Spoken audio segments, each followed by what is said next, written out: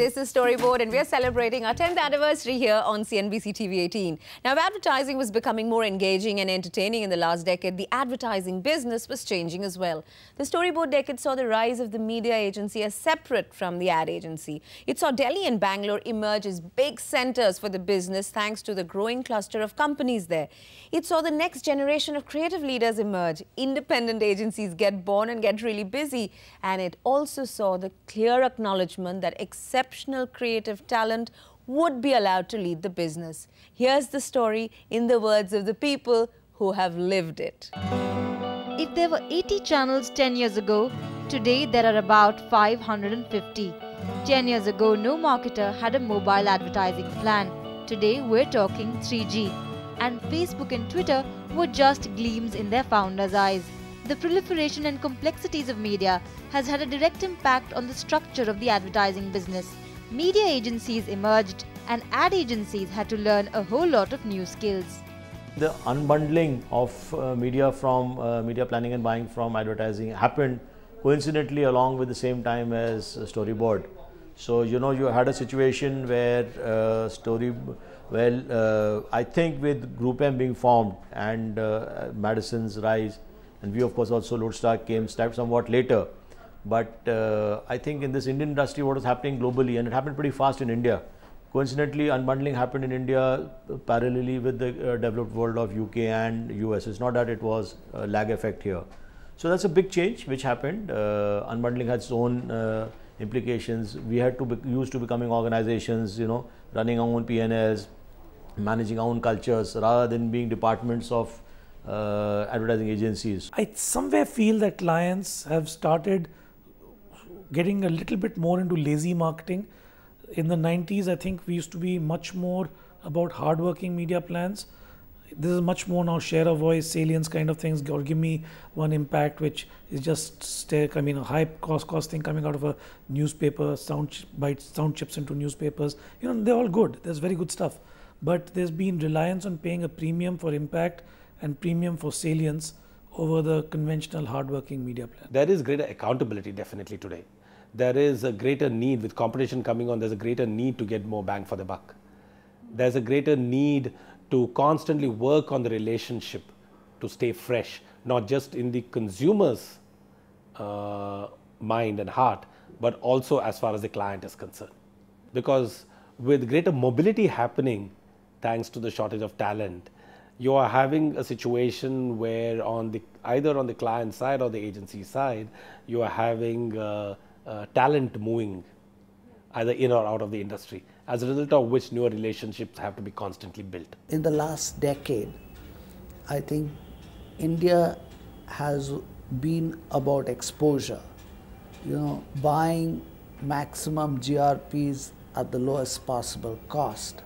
I think there is now, in the last 3-4 years, there has been increasing realization that buying plain vanilla GRPs and buying exposure is not enough to build a brand in today's very highly competitive dog-eat-dog world. And I think we need to go to the next stage and not just talk about engagement, but do something conscious and concrete about it. With all this growth came a lot of specialization.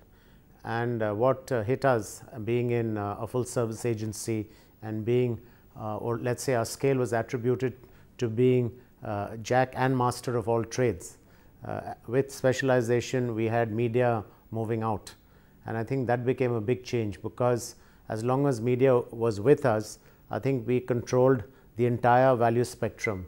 When media went out of us, I think that moved out. When this media planning and buying industry began, 15 years ago, when I launched Kera at that point of time and started the whole movement of media independence, the focus was on buying. And the good thing is that in the last 5 years, I would say, I've actually seen that focus shift from buying to planning. So clients today are, yes, they are concerned about their rates, but they are willing to understand that rates are not the ultimate deciding factor. And that good strategy, and good plans are far more critical to their business. I think the biggest change, if I were to kind of say in the last 10 years, is that clients have gotten as good, if not better, than advertising agencies at judging communication. And that's the biggest change. With India becoming the world's focus and the number of brands entering the Indian market increasing by an average of 40% in the past few years, advertising as a business has grown exponentially. But while business has boomed, the nature of the business has changed. From double-digit commissions based on media budgets to tailor-made fee structures and talent scarcity, ad agencies have had to create new structures. Last 10 years have been years of most dramatic changes. From agency's point of view, one of the biggest changes has been the compensation system, and it has taken a lot to cope with it, because agency guys were never meant to be, or so we thought, were never meant to be financial managers. We did great work for clients, clients spent more money on the campaigns, and the equation sorted itself out. Now, with break of link between client spend and agency compensation, we have to spend fair bit of our time to make sure that we're getting fair compensation from clients, we are making the right choices, including sometimes walking away from businesses because compensation isn't fair, keeping our costs in control. And it has been an environment that has been tough because it has been an environment of high salary inflation. So from agency management point of view, that has been a big challenge. Tulsidas says, "Samrath ko nahi, dost gosai." If you are in the power position, nobody can blame you. The power equation has changed, and I have a serious problem with the power equation which has emerged between client and agencies. Clients have become uncontrollably powerful. I will change you. There is always an undertone of threat which has come into this thing, because earlier people valued relationship. Now you're not valuing the relationship, so you're looking straight into the eye saying, okay, if I'm in business, and those kind of things have come, definitely. Not in every client, in some. I would think it will be unfair to say that agencies have not tried to gear up to the demands of the client. Let's face, as much as clients are under pressure, agencies have also been under huge pressure. 10 years ago, 15, 20 years ago, heads of agencies were actually people who were invited to the top table in client organizations. Okay, so managing directors of companies, they were on boards of companies. But today, for instance, if you look at the heads of agencies, they do not have the credibility or the stature of industry leaders. And maybe there are one or two who believe they have the stature, but that's not reflected in the world outside.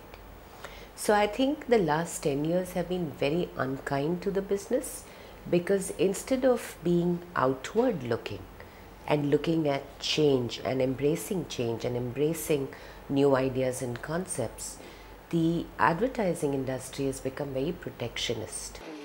If the agency business has undergone so much change, you can bet that a day in the office is nothing like it used to be.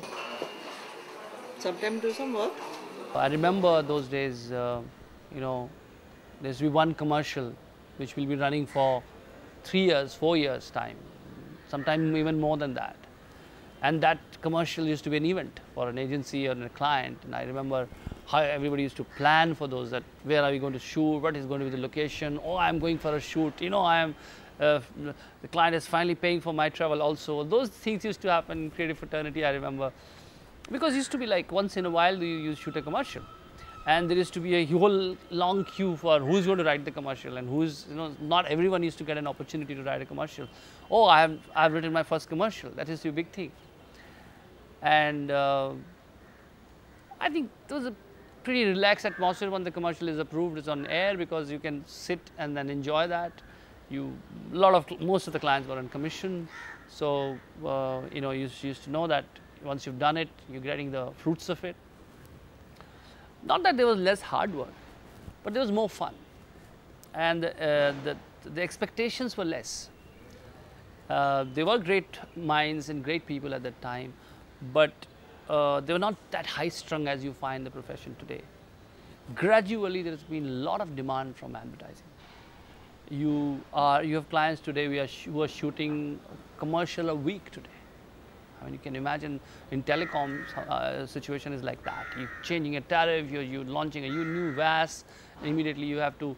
I have produced a telecom commercial in 48 hours. The brief was given that morning, and day after have handed over the tape. The agency is transforming from providing television commercials to providing integrated solutions. Today, without any borders, I sit with media agencies and then actually work with them, and I sit with channel programmers and then I work with them to create new content for our clients. So that is the huge change which is happening from clients. Today clients are saying, Pops, we don't want to deal with 10 guys. You have got the ideas for our brands. I want you to coordinate all the 10 guys and then make sure that all of them are in sync and then deliver the same thing. The quantity of work that we are doing, and which I think each of the organizations are doing for each brand, 360 kind of work, I think that's gone up like many times. I remember, from an agency point, there were periods of lull, around the year, but there would be days when we had time to just take off and relax and put our feet up.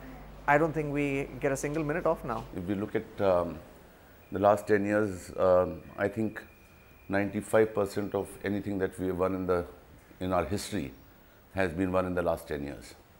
Today you see Indian jury members at every important award shows in the world. Our advertising, and I can vouch for this, whoever I meet, a normal man that you meet, he says, your advertising that I see in my hotel room is so much better than what I see anywhere in the US or the UK or anywhere. I think it's been a very proud decade for the industry.